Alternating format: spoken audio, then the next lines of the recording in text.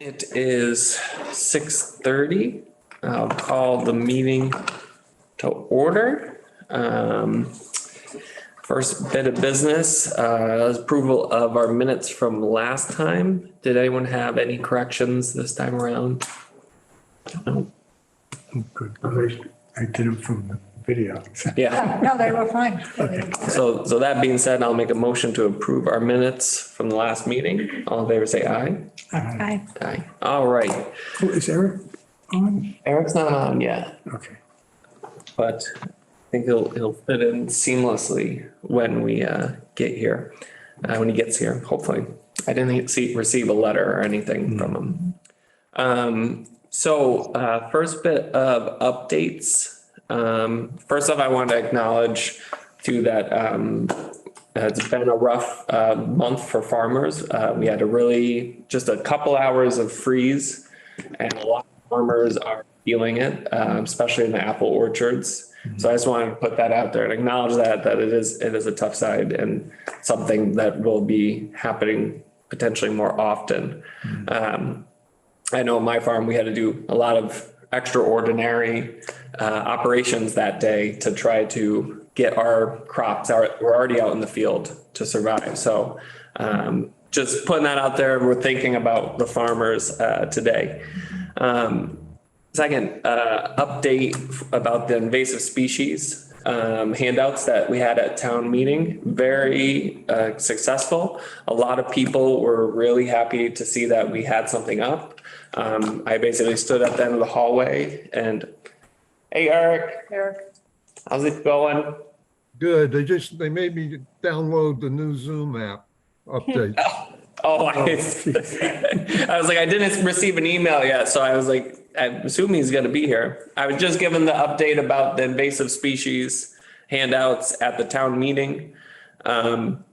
We were able to set up right outside the town meeting. Everyone came. A lot of people recognized, which was good, the invasive species that we had out there. And a lot of people particularly honed in on the bittersweet. They talked about having purple loosestrife, or they were looking at zebra mussels. So those ones they were either familiar with or took handouts from. Good. So other than that, then other people took a lot of other things that they didn't recognize. Buckthorn, they didn't really recognize. They didn't know about Norway maple. But we definitely they took most of what we had printed out, which was a good sign. Great. So hopefully in the future, that will be more of an automatic. We can just put out the things and people can take. The next update we had was the old growth forest network signs that Lisa put up. I put them up. Pat took me around, and it was really good that she came because I was planning on just putting it on big trees, and he said we could not put it on live trees. It had to be dead trees. That's good. So I didn't know that, and she helped me find one on either end. And she showed me her sentinel trees too, which was kind of fun. And then, so we put up the two big signs, and then there's two more small signs that we didn't walk the whole trail. So if I walk the actual glen, I'll put them up, or if any of you know you're going to walk the glen, I'll give it to you.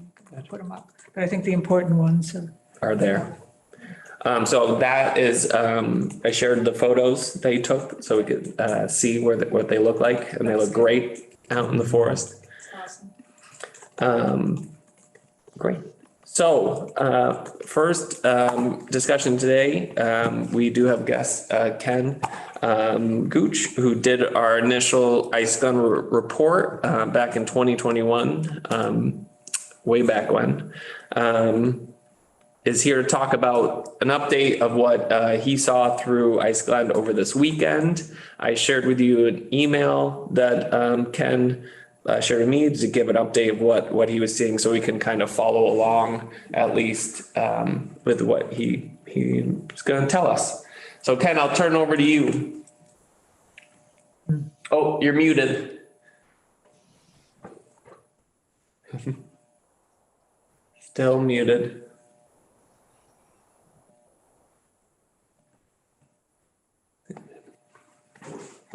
unmute.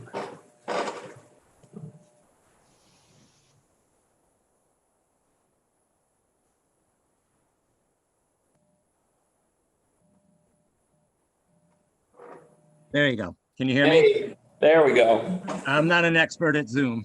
No problem. Yep. So I went in there on Saturday morning, and I meant to go sooner, but I did have a chance to get there and take a look around. And I walked through the whole ice glen. And the ash trees are looking good. There's a couple that have died, but that isn't due to emerald ash borer. Those are one had toppled, poor root system, and another one was already in bad shape before I had injected it a couple years ago. But the rest of them look good, and that's good news based on how much emerald ash borer is in the surrounding area.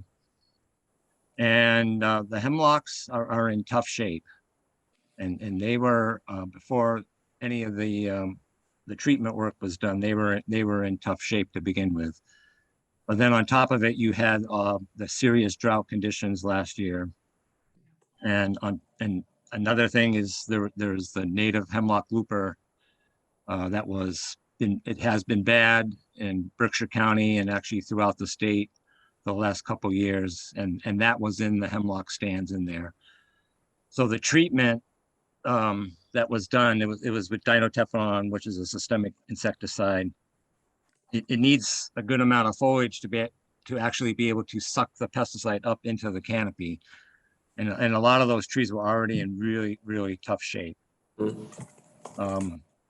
So what I mean, I did take samples and I looked at the samples.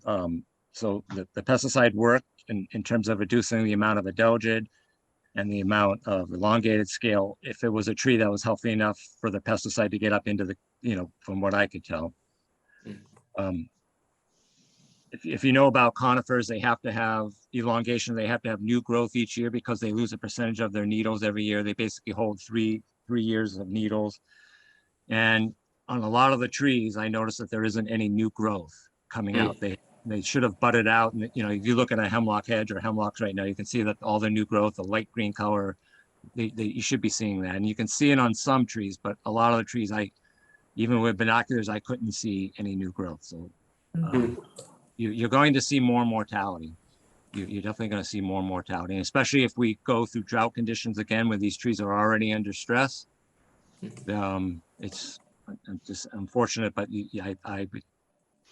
I'm not guessing. I know that there's definitely going to be some of those hemlocks that just aren't going to make it.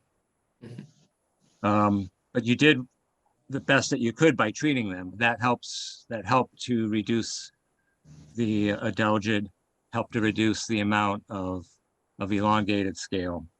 And that's pretty much all you can do, just hope for good weather. The other thing is over the winter, we had that extreme cold snap when it went from like 35 to 40 degrees down to 20 below very quickly. Yeah. And that really knocked the hemlock adelgid population back everywhere and across New England. Oh, Yeah, sweet. good.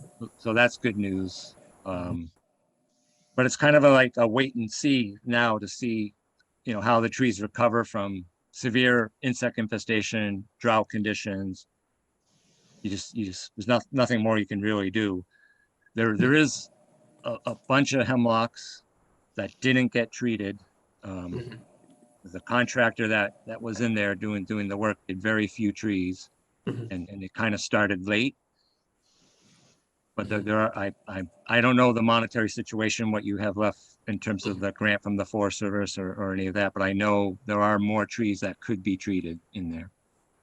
I think, and Michael can get us the number, there is some money left from the original disbursement that we had put together to do more treatment. Yeah. Can you tell from the understory what might replace those hemlocks? There's some red maple coming in. There's a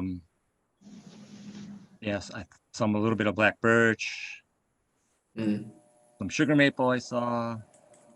Some pine here and there. And there's some not a yellow lot, birch. there's not a lot of invasives in the actual glen, right? No, I didn't see any invasives. So hopefully, as the older trees die, the understory will fill in rather than the Yeah. bases. But we'll see. Yeah. There are a couple pretty bad hazard trees that are dead that should be addressed that I noticed. Is there a way we could flag them so we can let at least the town know? Are they on the trail? Yeah. Yeah, they're on the trail. They're when hemlock dies, the roots rapidly Yeah. decay, and you can see one or two of them have already fallen across the trail. Then they're big, so I can put flags on them. They lean over the trail, so they could be an issue for you. Would that be Laurel Hill? Well, I think, because that's what we worked out with Laurel Hill, that we would be kind of monitoring / when there is a tree that falls across the trail, that we would do it. Not for removing the tree or anything. I don't want to get into that, but if it falls just so we know, if you can flag them so we can identify them, and then we can decide and let the town know. To just be on aware of it. Because, saying in this forum, I want to make sure that we do take it very seriously if something does happen, now that we know. Yeah, there was just a couple and the ones that lean away from the trail aren't an issue. There's just two that I noticed that probably should be addressed. Gotcha. I'll be in there probably next week. I have to re-inject the ash trees, so when I'm there, I will mark those couple trees. Okay. Thank you. Thank you. Any other questions for Ken? What it sounds like from my perspective is that we'll use the money we have left that we earmarked for treatment, treat more trees and hope that we get some rain. I know we're in a abnormally dry classification right now by the drought monitor. I know we could have used those big storms that were out in the east of here, but we didn't get any of that. All right. Hearing nothing else. Thank you so much, Ken. Thank you. Thanks, Ken. And if you when you mark those trees, if you send me a picture with your phone in my email, just so we have a visual too, that we know what we're looking at. I'll make sure that Michael knows, and whatever we got to do happens. Okay, I will. Thank you. All right, thanks. All right. Have a good night. Good night. Thank you. All right. So that email too is in all of your boxes for your records. Okay. All right. Next up for discussion, we will be looking to another guest tonight. The farmers market evaluation that Stuart Casello has been putting together. First, I want to also acknowledge that I apologize, Stuart, that when we had originally talked to Michael, we were talking about June 12th being the date to have it all put together, but we had this meeting all set up, and then we talked on the phone, and you sounded confident enough to give us an update. So I really appreciate you coming in and doing this tonight. But Stuart's the person who's been going around talking with farmers, getting information, pulling together, finding out if it's feasible for this season, or if it makes more sense while we look towards the future. So Stuart, I will turn it over to you, and you can tell us a little bit more about yourself and introduce yourself to the committee. Oh, hi, I'm Stuart Kelso. You can hear me, right? Yep. Okay. So, I was recently hired to do a feasibility study for the farmers market in Stockbridge for 2023. And there's very little interest from any of the vendors for 2023. If it was up to me, I would just say 2023 is a no-go. There's just not enough. I believe that my time is better spent looking forward to 2024. But if you want to know more, ask me questions right now on 2023. It's just that none of the major anchor farms that exist in other markets want to show up in Stockbridge. The few smaller vendors don't really want to show up this year, but they might be interested next year. Do you want me to fill that out some more? Well, no, so that's a good start. And what, can you talk through where you've been, who you've talked to, and kind of like the overall view of the farmers that you've kind of reached out to, in terms of what they produce and what they can sell? Well, the idea that I've been operating under is that a successful farmer's market has to have what I would call an anchor. There have to be anchor farmers that want to show up. So in the Great Barrington Farmers Market, Indian Line Farm and Morningstar Farm have been the two major anchors at that market. And Indian Line Farm simply has no interest in expanding to other farmers markets, and probably not even in 2024 either. And Morningstar has no interest. They actually pulled out of the Great Barrington market. And they were a major vendor there. They were very busy, and they essentially, what's happening is that unfortunately a lot of farmers are finding that by the time that they pay vendors fees and they pay their help, it's not worth it to them really, or it's marginally worth it. And as we all know, farmers are busy, hardworking people, and putting on a market's a lot of effort. And so it's almost a trend to see these people pulling out rather than going into more markets. Also, the Abode Farm, which was a major vendor up in the Pittsfield market, they actually pulled out of there last year, and they're not coming back this year. So that doesn't mean there's not other people. There's another farm called Mar Cristo that operates in Great Barrington, and I haven't got really back a yes or a no from them. They're not responding about 2023. So I kind of got the impression that their no response was a no. Right. I can pursue that with them more. Are you saying that there isn't actually a meeting on June 12th? No, yeah, no, we scheduled this meeting today. Yeah, but there is no June 12th meeting. Yeah. Correct. Okay. Because I was sort of operating on the basis of June 12th. Right. And so I could go back to Mar Cristo and sort of try to nail them down as yes or no, but I'm pretty sure that it's just kind of a no, because they haven't responded at all. Right. And you know, I've taught, there's a farm called Blue Hill, and I talked to the owner, and he's not interested in 2023, but he did express interest in 2024. A lot of farmers the general drift of the farmers is they plan many months in advance. They get things set and scheduled.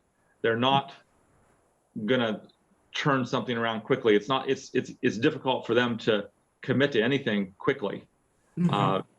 You know, and they have a lot of their systems are in place because they're doing CSAs, or they're doing wholesale, or whatever they're doing. And I can keep going on, but I really think that 2023 is just not a good idea. Right. Yeah, I think it's not a good idea for an entire other reason, which is marketing. We're already seeing, lists of all area farmers markets in the newspapers and elsewhere. And to just like show up on, in person, just to have it open up in the middle of the summer when nobody even knows it's coming. Right. Wouldn't really help. Right. And I think, I had one talk with one maple syrup producer in Stockbridge who does a lot of these markets. He was very excited. I think, Stuart, you might have talked to him too. Mark. I did talk to him. Yeah, and he brought up, to the fact that, a lot of farmers markets start right at the end of the season talking to the vendors about next season. So that might be the kind of start finding out when are these markets ending and start talking to them then. That's when we start figuring out, okay, next year, do you want to come to Stockbridge? And then we can have the fall to come up with marketing to start putting it, maybe talk to the chamber about helping getting it out there, figuring out what their marketing strategy would be to kind of push it. From smaller farmers, what have you found any in the Stockbridge, Lee kind of tri-town area here, West Stockbridge, that are not maybe necessarily anchor farmers, but are thinking about taking the next step from maybe a small garden, say, to a market-sized garden? I haven't focused on those too much yet. I could focus on those people. At the point at which I kept hearing no, no, no for 2020, it just seemed like 2023 was not going to be viable. And I thought it would be good to have a conversation with you tonight and say, okay, if that's what you're interested in, we can start that 2024 process, because then we've got a good head start on it. Yeah, so I mean, that is something I would definitely do if that's, because that's kind of the next phase of this, was the 2024 feasibility. But you are correct. There's people I have not contacted yet. That's why I asked you the other day if you knew people that were actually highly interested in 2023 to forward them to me. Right. Do you know, do any of the anchors sell at more than one area farmers market that's fairly close to us? I have to go back and check, but I think Indian Line is just in Great Barrington, unless they're also in Sheffield. I think they aren't. But I can double check. I can tell you about Indian Line Farm is that I seriously doubt that they would go for 2024. Again, the next best bet would be Mar Cristo Farm, who hasn't responded to me yet about 2023. I would go back and start talking to them about 2024. And there's also, I mean, Blue Hill, like he was the person who expressed the most interest. And it's also possible that Berkshire Mountain Bakery might want to open 2024. That's a small chance. There is something else that I want to bring up here, however. It's something that I learned about just a few weeks ago, and it's called the Berkshire Mobile Farmers Market. And you've heard about the mobile market? No. Okay, so Berkshire Grown, in conjunction with Berkshire Bounty, these two organizations got a grant from the USDA to start a mobile farmers market. And that market, it's starting up in the fall. And for this year, it's only going, their grant from the USD only covers two places, one in Beckett and a low income neighborhood in Pittsfield. However, and Stockbridge wasn't even on their radar because Stockbridge doesn't really qualify as low income overall. So what I pointed out to the Berkshire Grown people was that even though Stockbridge doesn't qualify, I felt that Heaton Court would, as a pocket of people, because it's low income seniors, some of whom who don't have cars. They were immediately interested in Heaton Court because it hits their target of low income, low access people. Unfortunately, the way I understand it right now, they already have the grant, and it's only for those two places in Pittsfield and Beckett. So the mobile market is something that Heaton Court could probably or almost assuredly get in on for 2024, starting in the spring of somebody, either me or the town of Stockbridge or somebody, has to sort of formally apply to Berkshire Grown, I think, and get on their list. And then they get a grant from the USDA for next year. And it's a start. It gets things rolling. It serves a portion of the Stockbridge population that most needs it. And according to the director of Berkshire Grown, it's not something that is exclusive. It's targeted at Heaton Court, Right. but other people could show up there. And because even though it's targeted at low income people, like she said, that when they go to Pittsfield or Beckett, they're not excluding anybody from buying food. They're just setting up in these certain areas. So that's something that I am attending a meeting tomorrow afternoon along with some Berkshire Grown people and Berkshire Bounty people and Andrea Lindsay from the Stockbridge Housing Authority, who runs Heaton Court. And we're all gonna have a big discussion about this. So tomorrow I'll know a lot more than I know now. And could it include pine woods also? Well, yes, that has been discussed also. That will be discussed at tomorrow's meeting. Okay. This idea is pretty new. Every time I talk to Berkshire Grown so far, the line they give me is, yes, we'll explore everything, but we're at the very beginning stages. Sure. And every week they're going to know more. And I can start keeping anybody who wants to updated on email whenever I know something. Matt, you and I are already on email, so I can email you with everything, and you can email whoever it is that needs to know. Or you can give me everybody's emails, and I'll email everybody directly, whatever you want to do. Well, I think this gets to the heart of kind of when we started this talk of talking about the communities we wanted to target the most and give them fresh food. And we talked about Pine Woods and the Hill. So I want to explore this more because I don't think it would necessarily undercut a farmer's market that we also want. But this would be a good way to maybe get very targeted to the communities that we want, because that was one thing we talked about, trying to get them mobile to be able to come down and do a market. But it'd be interesting to get more information, follow up and see if we can apply for that. Do you know the deadline for the grant for next year?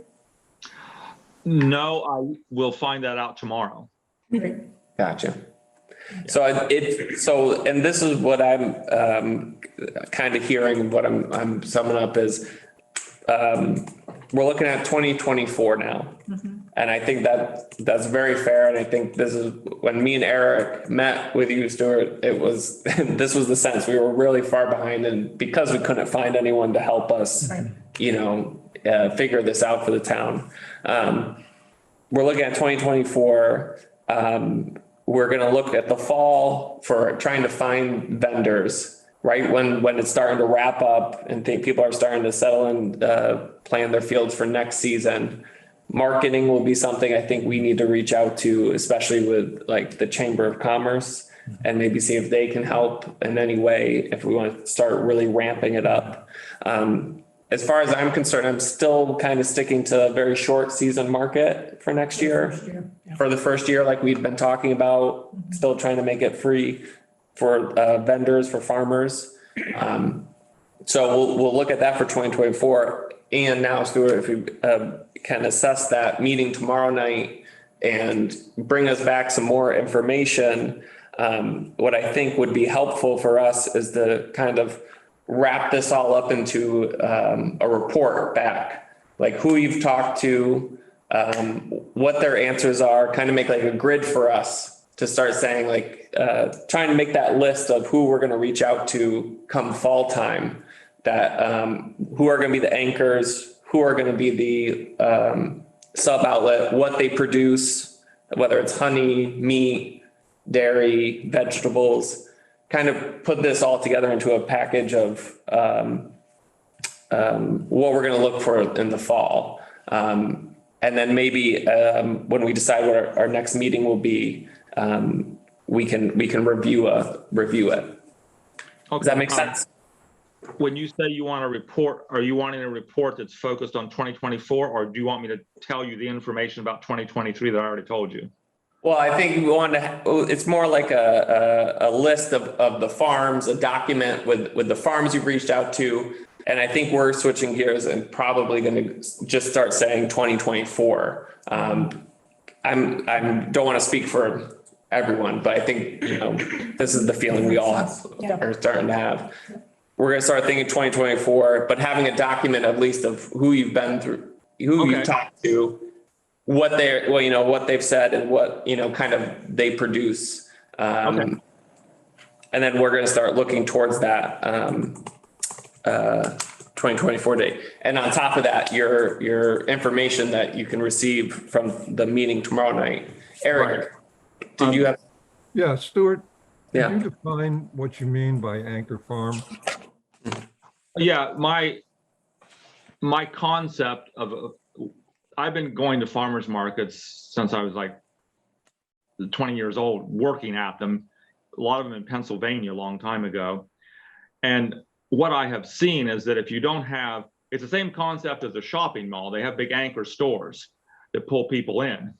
And if you don't have, I think what you need to make a successful market is a farm that is selling local fresh produce that they themselves have grown. And once you have these people that are the major draw, then you can add specialty people. For instance, as an example, every week people show up at the farmer's market to buy fresh kale, fresh peas, fresh this and that. And every few months they might buy some maple syrup, but they're not going to, the maple syrup is a specialty thing, whereas the big fresh produce people is what really drives the market. But that's my Okay, opinion. Stuart, you can stop. I agree with you 100%. If you don't have vegetables, you don't have a market.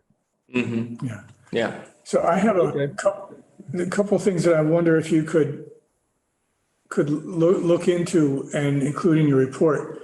I'm curious about, let's say, the anchors in particular, but also any of them.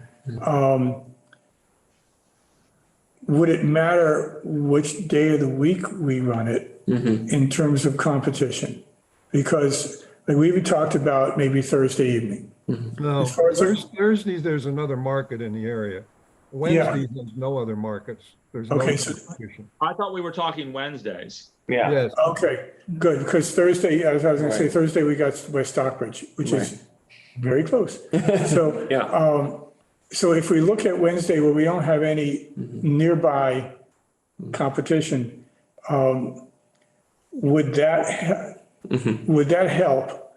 I mean, anybody who goes, are these farms equipped to do more than one in a week? Could they do whoever they're hitting on Friday and then come to us, and come to us on Wednesday anyway? I'm wondering how much they can spread themselves across the week with adequate planning. Another thing I'm wondering about is how many vendors do we need to have in order for it to be a going concern?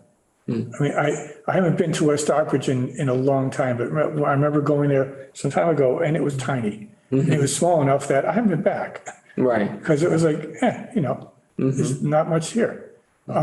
So, how many vendors do we need, or what kind of variety of things? Obviously, we need an anchor. Do we need more than one?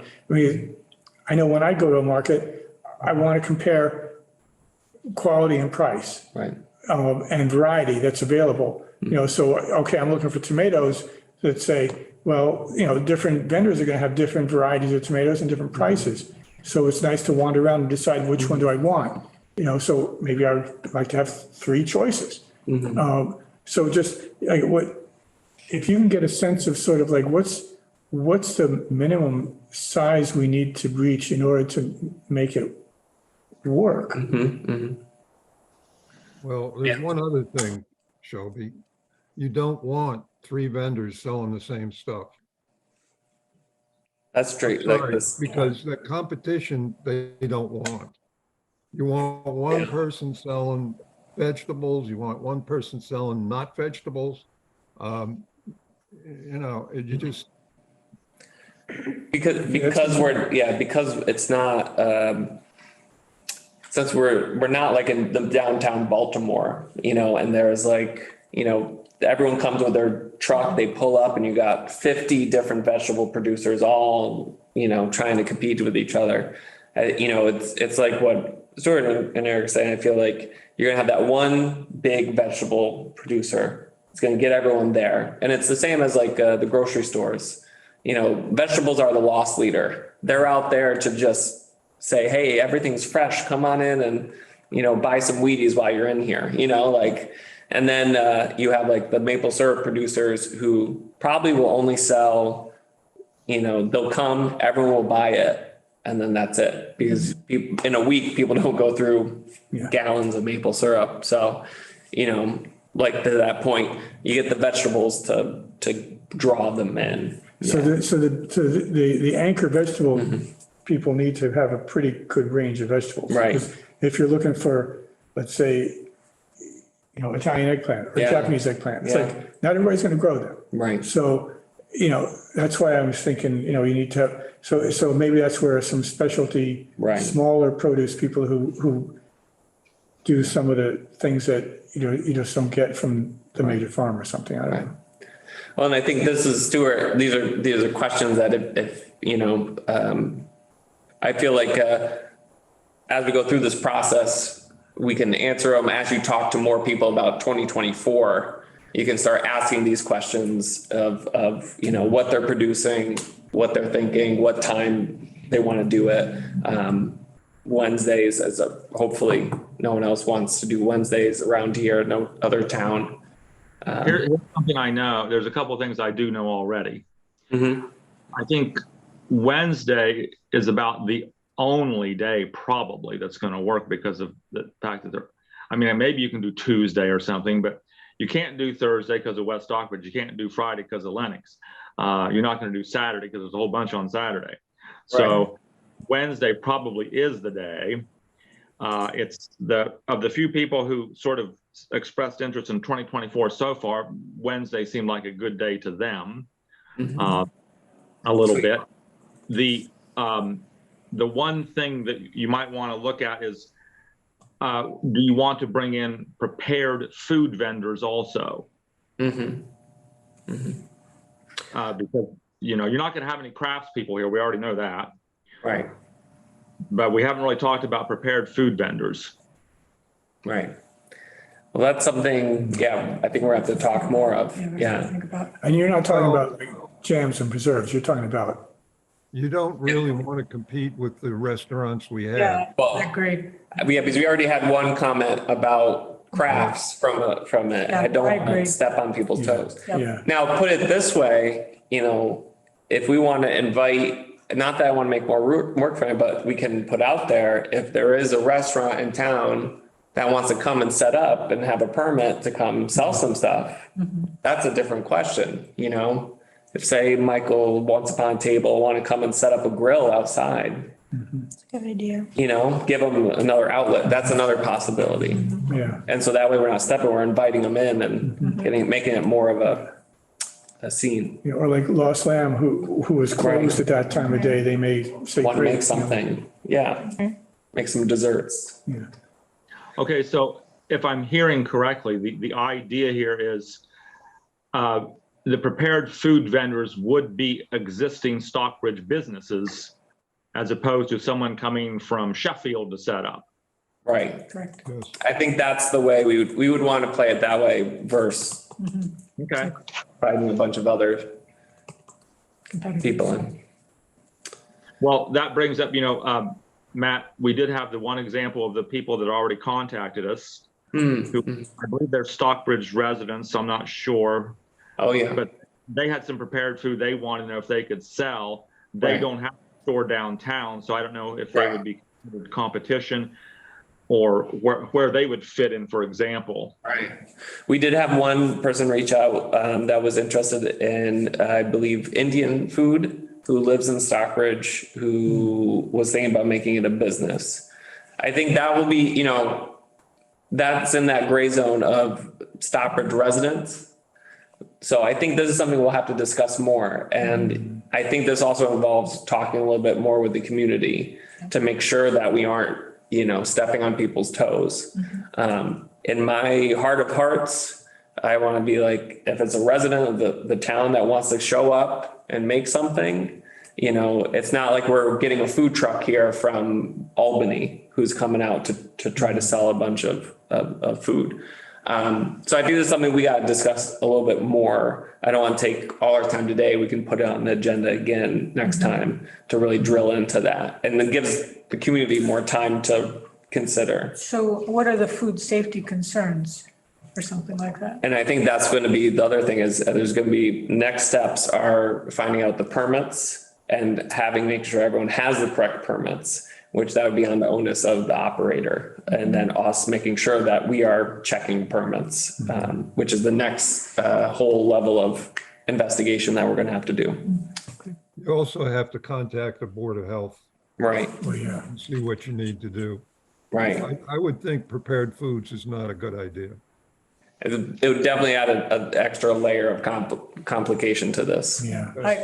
I agree. I think especially for the first year, to keep it simple. Yeah. And for people who are starting out basically in a home kitchen and looking to make something legit, that's tricky. Well, and I think that's why, what protects us is if we are requiring all the correct permits, we talk to town health and we're making sure that we're have a copy. I'm sure there's going to be a lot of that going on if people wanted to make food. I know a lot, I've worked on food trucks and permits are, the owner of the food truck has to make sure they're permitted in the county that they are operating. So a lot of them come, ready with their permits, and just have to show up, the health inspector shows up to prove that they're certified. Restaurants, obviously they have it inside the restaurant, but outside, you need cover, you need tents to make sure that you don't have it open to the sky. So it's a whole other thing. Why don't we don't overcomplicate it? Yeah. I agree. Get an anchor tenant, get some other people that don't really compete with that anchor farm. And I think you'll do a good job on it. Yeah. Okay, so I'm going to focus on, for 2024, I'm going to focus on food producers, and I'm not going to pursue any food preparation type people. Yep. Well, that's fine with me because I must focus on local farmers that are actually growing the food. That's what gets me enthusiastic. But I do have a question about the 2024 season. You mentioned it would be a short season, perhaps, even in 2024. Yes. Yeah. You basically, when you start a farmer's market, you got to prove to the farmers that they're going to be able to sell out pretty much and make money. And they don't want to commit to 2 months or 3 months. So you make it short during corn season, 4 to 6 weeks max. You can, Okay. So, in fact, when you talk to them and you find somebody's interested, ask them whether 4 or 6 weeks would be better. Yeah. okay. So I get feedback from people is what they want. But at this point, if I'm presenting the idea of a 2024 Stockbridge farmers market to people, should I be telling them something that's not starting till June or July or what? When's corn come in? Yeah. Well, corn doesn't, I guess some people could have corn by the 4th of July, but I'm not actually sure. That's, You probably want to, if you're in July, you're in late July, but you're doing it in August, really. Yeah, I wonder if that's one of the questions you can ask them is, if it's going to be a 4 or 6 week season, what's the best part of the summer for them? Yeah. okay, yes, I can ask that question. I would say based on what you see at other markets, people have the most produce they don't necessarily have corn, but they have the most produce certainly starting at the end of June, beginning of July. Right. Like August. So it sounds to me though that whatever we're talking about, we're not really talking about anything until at least the end of June is the earliest. I would, propose it like Eric's saying, I'd say 4 to 6 weeks, looking at July to August, somewhere in there. And propose it so that, you open up the space for them to say, this is what we think, so that you can kind of get some information out of them and then we can take that and shape it, what our needs are. Okay. One other thing I want to mention, and I'm going to know a lot more about this after tomorrow's meeting, is there's also the organization that's called Berkshire Bounty, which operates independently of Berkshire Grown, but also partners with them sometimes. And so one of the possibilities is that if the Berkshire Grown mobile market can't come to Heaton Court in 2023, I think it may be quite possible for the Berkshire Bounty people to show up at Heaton Court and maybe also Pine Woods, and possibly rather quickly, maybe within a month or so. This is a guess on my part because I'll know more tomorrow, but that's another angle we're pursuing to get food to low income, low access Stockbridge residents. And does that require a grant? What's required to get that going this year? I will know a whole lot more tomorrow, but what I'm thinking, the Berkshire Bounty people, they're already up and running. They would just have to choose to add Heaton Court and Pine Woods in if they wanted to. And one of the ideas that once I find out from them if they would do this, I would be offering to be like a coordination person or a work person even to help make that happen. If that would make it easier for them to say that they can show up. Yeah, I think this sounds terrific. This is exactly what we want. I think find out the information. We can talk more once you get it. You can send it to me.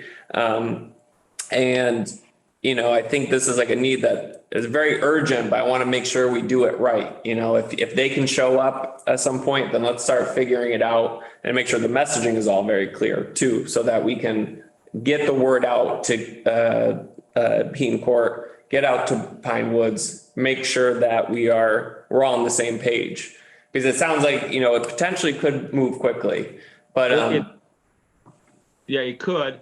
And Andrea Lindsay is also going to be at this meeting tomorrow. And she's very actively trying to make all this happen too.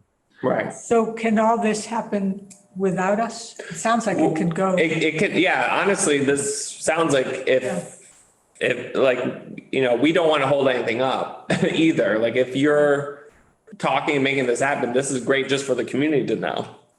Yeah. Yeah. This might, if Berkshire Bounty will agree, this could bypass a lot of hurdles and stumbling blocks. Great. But again, I'll know a whole lot more tomorrow and I'll update you as soon as I can. That's great. Great. Yeah, keep us posted.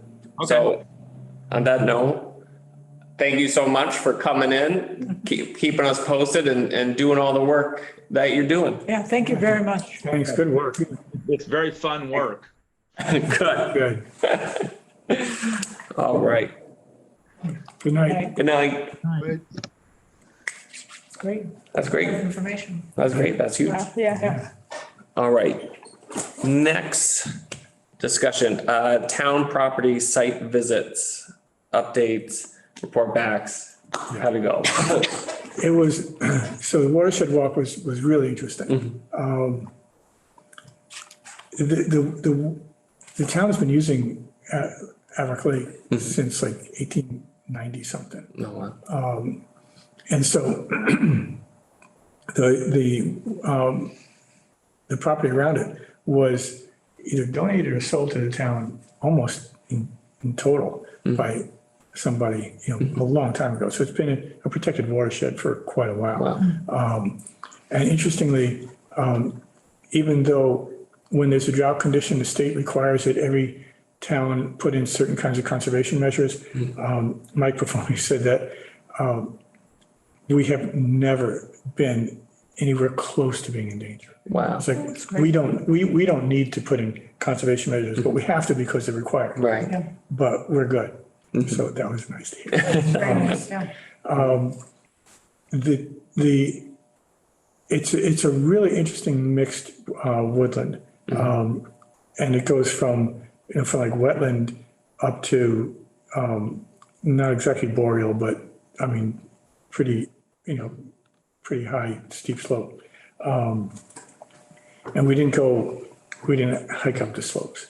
There's a road that basically goes around the whole thing that's used for access for maintenance, and for logging and whatnot. So they've been actively managing for a while. Jeff Jourdain has been dealing with them for like 10 years or something. But it was being actively managed before that. And basically what they're doing is they look for diseased trees, for trees that are in danger, and plots an acre or a few acres at a time, like getting rid of ash and whatnot. Things that, and like there's some area where there's a bunch of aspen, which, it's like not doing real well and not doing anybody any good. So he's been planting a mixture of hardwoods and some, I think he said spruce, to replace the trees that he's taken out. And he's just trying, a variety of things and spacing them out and putting the plastic tubes around them and stuff. There's a lot of deer around. So he said it's really frustrating because, I think it might have been last year, he put a bunch of trees, saplings, I forgot what, and he came back and they're just down to the ground, just ridiculous. But they're really working to keep it healthy, and he's really keeping an eye on climate resilience in terms of what species he puts in. So I was like just on everybody's mind that, we're taking care of this for the future. Awesome. So it was, because honestly, I'm not a big fan of logging, but I really got to see that it's selective and it's targeted and it's purposeful. Yeah, Right, great, right. great. They know what they're doing. Yeah, they Yeah, do. great. That's awesome. There isn't much in the way of invasives, but there's some areas with, now I've forgotten which, but shrubs. And Jeff is permitted to do invasive removal.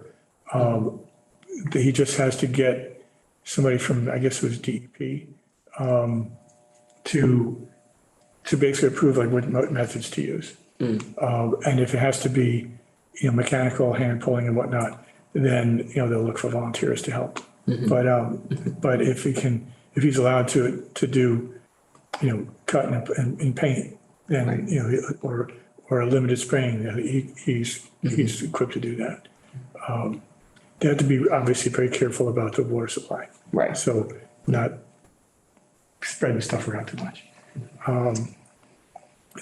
Interestingly, there's one bit of wetland that's being recovered that was that was a beaver wetland, and the beaver had to be relocated because it ain't good for water quality. Right. So the beaver were taken out, and they actually they built an actual, they took the beaver dam and built the road over it. So that's pretty effective. And they stayed out? They stayed out. Okay. And it's going through succession. It's building, it's Great. filling in. Oh, nice. Yeah. So it was a good walk, and it was definitely reassuring to see. Yeah. It's a nice, healthy, mixed woodland with, really quite a variety. I mean, it's just different parts of it because there are lots of microhabitats. So there's a lot of variety, which is really, really cool. That's fantastic. That's huge. Yeah, great. Yeah. And I think we could go and walk it ourselves sometime if we want to. Yeah. That'd be nice to maybe do that this summer. Because they have a stewardship plan for that, or they don't? They Yeah, do, they do. have one. They had one, Okay. that expired and Jeff did a new one just last Okay. year. Oh, that's right. I remember Mike telling me that they were applying, I think, for that one. Yeah, and I thought I passed it around. I can resend it if anybody doesn't have, can't put their hands on it. I'll send it back out Would to you? everybody. Yeah. that'd be Sure. great. Great. And what about Stockbridge Mountain? I've been holding off on that because I want to make sure that more people can go. And now you're busy with that. The farming stuff, don't let me hold you up on any of this, because I know it's hard to get everyone in the same room at the same time. I mean, I'm okay if we schedule for September. Right. Yeah. I mean, As long as we pick a date. It'd be nice to have everybody come, Yeah. but that is, If we put it on the calendar a couple months in advance, I can be there. Okay. okay. Okay. Yeah. So what, if you, I mean, would September, do things slow down at all? January? A week. Might be ice again? I'm pretty much, this is from now until December 1st. You're both- Weekdays are taken. Okay. So weekends I can do if it's a weekend. Yeah. But they probably won't want to go. Well, that's the only thing, yeah. Colin, the DCR guy, I think for him, it's all the same. Well, he'd rather do a weekday, but he can certainly do a weekend. Jeff is like, Sunday's his day off. He expects to work Saturday. Right. So Mike Buffoni would like to come just because, he's interested. Right. But he doesn't have to. Right. And for him, it would be like, if it was a Friday, it'd be great. He can Right. have a nice time. Yeah. Checking it out. But I don't want to build it around Mike because he's Right. the least important Right. player in this. So I will start a conversation with Jeff and Colin about looking for Saturday. And if it's a Saturday, it could be any Saturday from here until December.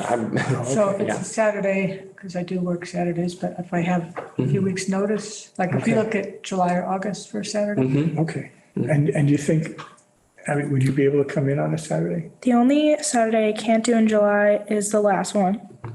And then I think the earlier in August, the better, because towards the end of August, it's like moving me and my sister into college. Right. But other than those areas, I could even do Saturday in September or, yeah. so why don't we think just a minute? Because end of July, August, we could be 95 degrees. Yeah. It's not that far. Oh, right. Yeah. Why don't we shoot for September? Let's go. Yeah. But wait, is Yeah. that too, can you do? No, Saturday's perfect because I'll have classes during the week, but then I can get home for Saturday, so. And I think then that could also do double duty because if we get, I know the second part of our conversation is about the stewardship plan application. If we get approved, then one of the first steps is to do a site walk with Jeff Jourdain and just take a look at it. He has to do the walk himself anyway. It'd be really nice if we could do it with him so that we Right. could Yep. really get See into what's there. details about So- what we're gonna do. Maybe we do that, make it in conjunction with that. Because I messaged Michael again this week about because you remember you had sent it and Michael had to sign it and just get it out there to start the ball rolling. I asked just to see if he had at least submitted it. I haven't heard back yet, so. So he has it. He has it. I checked because it was the email you sent with me and Michael. So we have it all. Great. And it's that very boilerplate, like we want to apply, basically. Yeah, it's really simple. It's just, Right. we want to apply and that's one reason I'm kind of itchy to get him to send it in because Right. they have a certain pot of money. And once they've given it away, that's it. done. Yeah. Okay. So we'll see. I'll bug Michael again, make sure. Great. No, that's awesome. Thank you for doing that and thank you for keeping track of it all. That's a lot. Thank you. Thank you. Yeah. It's a pleasure. Okay. Not hearing anything else about that. Eric, did you have any other? Okay. All right, finally on tonight's agenda, we have the mission statement, which we shared with you all, and Shelby already gave some grammar punctuations and that I won't go over all of them, but and added a couple statements just about diversity of soil, microbes, plants, and animals. I have an alternative Yeah. mission statement. Yeah. If you can't do it in one sentence, you don't know what the mission is. So this is my alternative. The mission of the Agriculture and Forestry Commission is to promote the protection and preservation of farms, farmland, and forests by promoting agricultural economic opportunities as businesses and community resources, and encouraging, and then the last part of your fourth sentence, Which part, Eric? after encouraging efforts, exactly like it is. I see. The commission also encourages efforts. Well, it was, yeah, the red stuff is all my edits, so.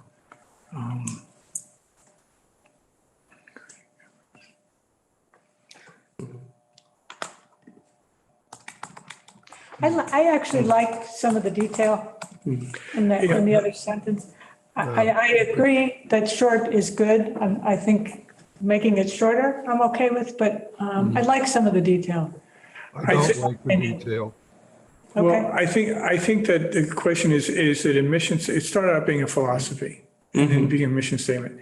And I agree with you, Eric, a mission statement is a sentence. Yeah. It Now, that's says, a long sentence I just read. yeah, it is for It's a sure. sentence nonetheless. Yeah, but a mission statement is just, this is our mission, period. As opposed to, this is really more of, this is what we stand for and what we're here, what we're here to do. So is it less of a mission statement and something else? You know, is it? Philosophy, fine, Right. but that's what you got, and what you're adding to it is not a mission statement. Right. No, Well, to your points too, I think when we first started, when we first tried, you know, it was more like what you were saying, Eric.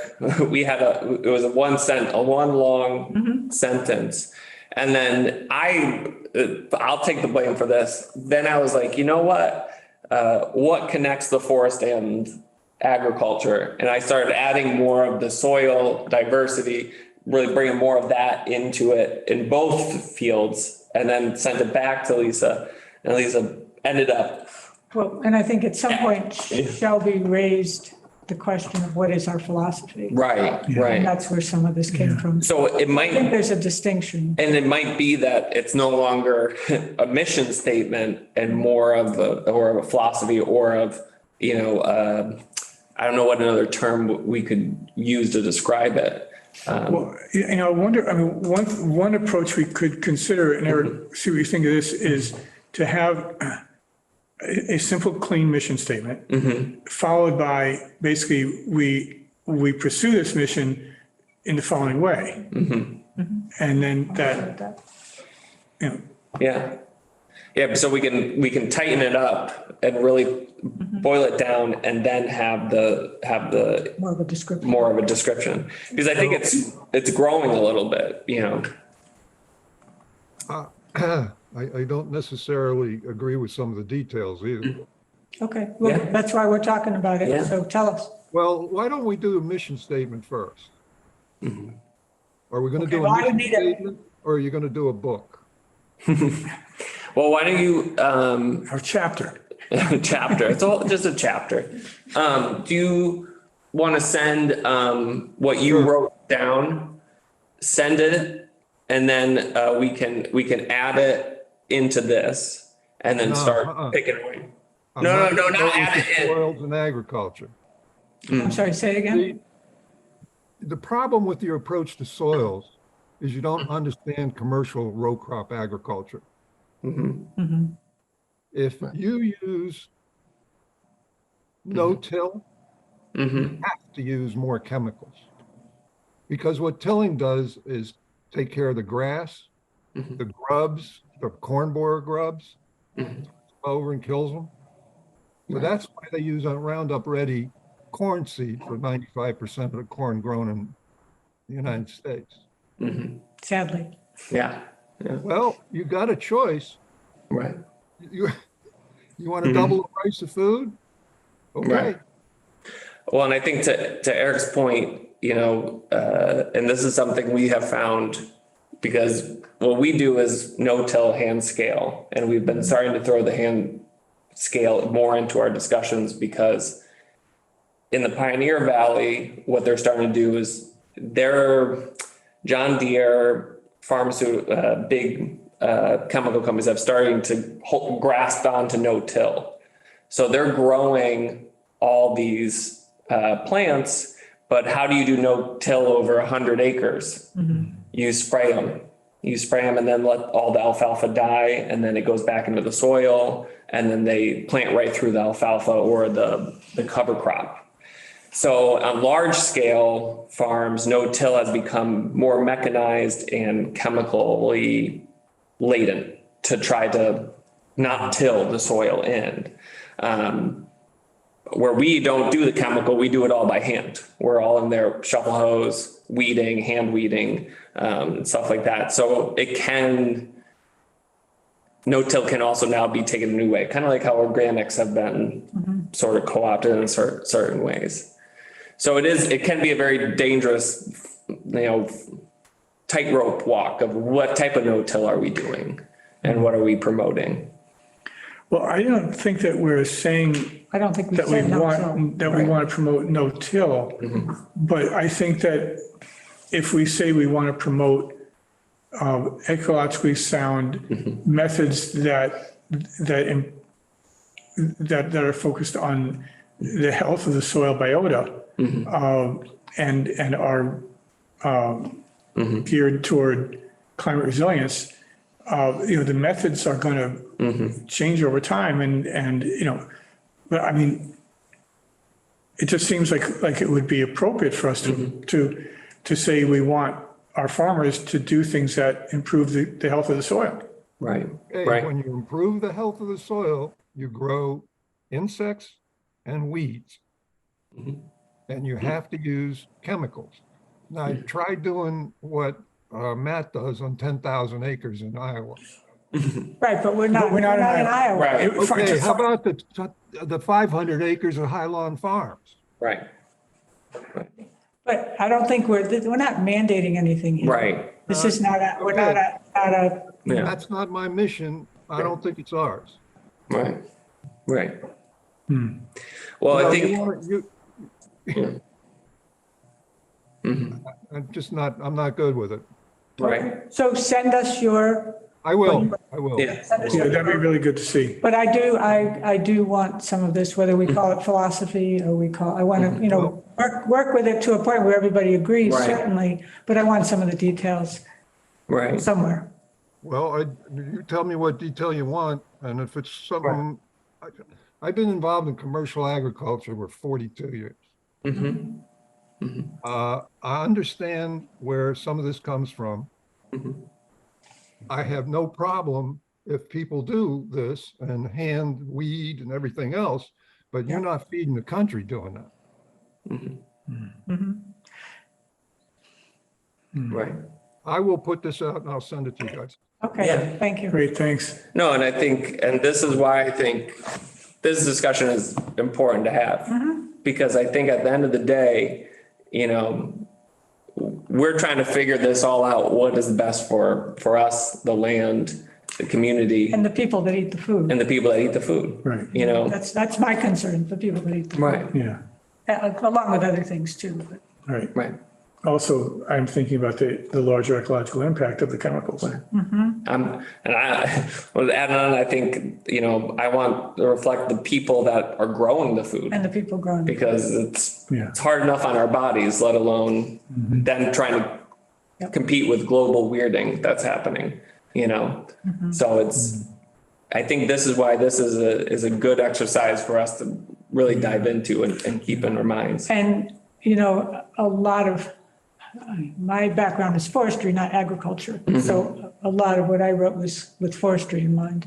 not growing food. Well, I'm in the opposite field. I'm in the agriculture and Yep. so what I'm hearing with this too is we'll get Eric's. Go back to workshop. We'll workshop it, make a more concise mission statement, and then have a broader philosophy that we can then come back, Yeah. do it again, talk about more specifics and keep honing it in. till This we- is a good conversation for us to have. I mean, we do have different points of view. Right. You know, you got the forestry, agriculture, and my orientation is as an ecologist. Right. So I think that it would be really nice if among us, we can come up with something that we all feel like, yeah, there's like, we can get behind this. Abby? Abby. Thoughts. This is what your thoughts are. Lots of thoughts, yes. I do like the forestry section of it. I appreciate that. I like the ag section of it. I guess when I read it, no-till didn't come to my mind necessarily, but I could see, where is it, how low compaction could, It's interesting. In school, we're learning about many different kinds of farming and how people do it in different parts of the country. How do we make a mission statement that incorporates all different kinds of farming Yeah. and doesn't necessarily exclude one? Another thing we talked about is how the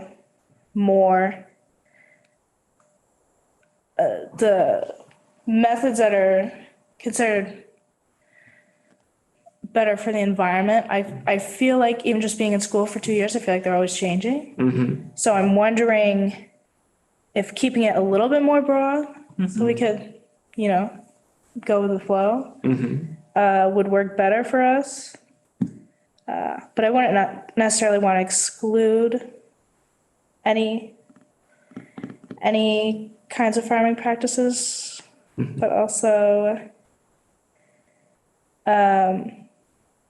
I do like the parts about acknowledging healthy soils and reducing emissions. I like the details, but also I want everyone to agree on the details. Right. Right. No, that's fair. So work with it, and if Yep. there's a way you can see to make it broader, Yeah, I agree. that's, Yeah. all input is, But yeah, I do like the idea of having like a short, one long sentence mission statement, because usually like when I go on a website or something, it's like mission statements, one sentence, and then they'll go on about us or more, something like that. So I feel like, Yeah. because if we make I also think if we make a mission statement and it's a couple paragraphs, I appreciate that because we put a lot of time into it, but someone might just skip over and be like, oh, that's longer than a sentence, unfortunately, So, I think there's a lot of value in what Eric's saying about having just a statement that it kind of gets right at the nugget of it all. and can you read it again? Sure. The mission of the Agricultural and Forestry Commission is to promote the protection and preservation of farms, farmlands, and forests by promoting agricultural economic opportunities as businesses and community resources, and encouraging efforts to maximize forest health and carbon sequestration by engaging in practices that imitate nature and employ a gradient of old growth restoration strategies. Okay, yeah, send it. Send it over. Yeah. Yeah, that's very good. To be continued. Well, Yeah. it's actually, in Oh, there we go. I like it. I really want to read it over and, Yeah. No, that's good. yeah. All right. okay. Thank you. Thank you all for coming into this discussion and really hashing it out because I think it's really good to see and have these discussions. Yeah. So I appreciate all of you, all your hard work, and bringing in your knowledge and your personal experience. You also have on the select board a former dairy farmer. So you might want to tread a little carefully when you go into the woke side. Well, we'll, hopefully we don't offend any of the dairy farmers because I love cheese. So Jeez, love Yeah, we don't want cows. Ice cream. So that being said, that we'll continue this discussion. To move to when our next meeting is, what are we thinking? Last time we took a break for the summer around this time. I know we were waiting on the farmer's market to kind of have a sense of what that was going to be. And I think we kind of talked ourselves into 2024 now. So do we want to do another break for the summer this season, which we believe was 2 months last year? I think we had a meeting at the end of August. Yeah, right. It was like, So, We did, yeah, in for September? Ice Glen, I think we did. yeah. Yeah. That was good. So because it was, let's see here. Yeah, because Labor Day is the 4th. Yep. So that's what we did last year. We did it, was it the 27th? Though it'd be the 28th this year would be the last week of August. In the week, right before Labor Day. So I'm thinking what would be important to me is that we get the site visit set up. If we're for September, if we can do that without having a meeting, which I think you can send out that kind of information. Yeah, as long as, we can schedule. Yeah. Yeah, that's right. I don't know if we need to do anything before the fall for the farmer's market. If we don't, I mean, I'm just trying to think if there's Right. anything pressing. I'm not aware of anything really pressing. I think, and if something pressing does come up, we can schedule as long as we have a couple days notice. So we'll look towards, barring anything coming up very specifically, I think, Ice Glen, Michael, I'll make sure that we're trying to get some treatment back in here. The rest of the money, for the trees in the fall. I'm assuming that they haven't been in there this spring, which I didn't hear about anyone signing up to go do any treatments. So fall we'll find out more about Ice Glen and treatment. Hopefully we don't have a drought this year. Other than that, farmer's market will be the fall. We will continue with the mission statement. Composting is still on the radar. And it's one of those things I think we'll have to start thinking about. Maybe we'll just do it. We'll just add it on to the fall. We won't start anything now. If we start thinking about it in the fall, then we'll be able to get that first round of paperwork done. Right. February. In February. Are we doing that paperwork or is the green team?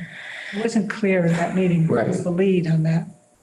That's a good question. I can find out. I feel like it was a lot of people. Yeah, if you can find out, I feel like there was a mix of a lot of people that were all kind of Who's really doing it. owning it? My understanding, and this is why I'm thinking we'll wait till the fall, is that it is, we can start figuring out a composting access point regardless of that. It's more like if we get the compost started, then we can check off a box and get funds for it when that paperwork goes in, that we have compost actively being taken up.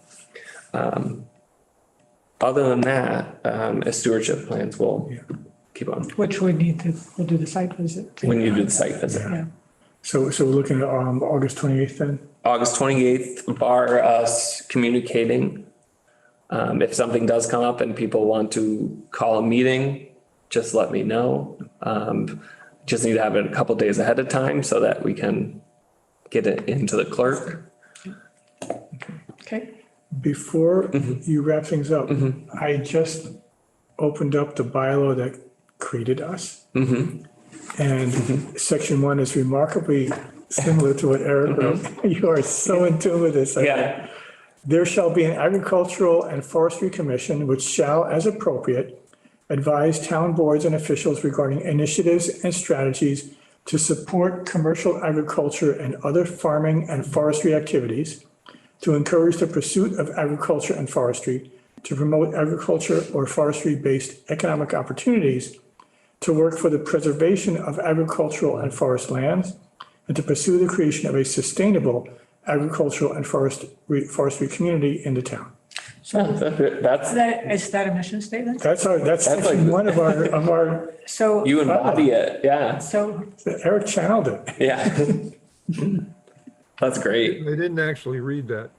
yeah. That's great. No, I believe it. It's teasing you. But so Well, Well, we may want to, well, someone thought about it when they wrote that, so I'm glad someone really did their work. some time ago, I guess. I'm not sure when this was actually done. That'd be interesting to find out. So that being said, we will have our summer break. Everyone go out, visit some farms, go walk in the woods, Weed my garden. weed your garden, and we'll see you then. sounds good. So I'll make a motion to call this meeting to a close. Second. I'll hear a second. All in favor, say aye. All right. Thank you, everyone. Thank you.